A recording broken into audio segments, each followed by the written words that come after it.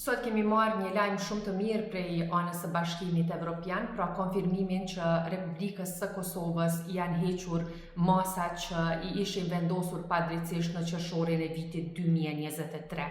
Në Komisionin për Politikë të Jashtme të Parlamentit Evropian sot ka pasur debat mbi raportin për Kosovën dhe gjatë këtij debati përfaqësuesi i Komisionit Evropian Jeri Plesiti ka dhënë konfirmimin e tij që nga sot Kosovës i hiqen në plotëni masa të cilat në fakt para disa muajsh kishin filluar të hiqeshin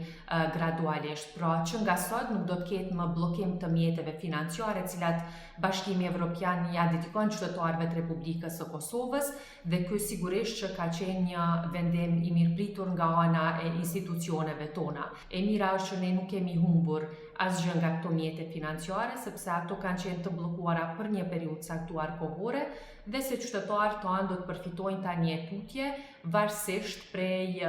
planit që Bashkimi Evropian do ta ketë në raport me institucionet tona.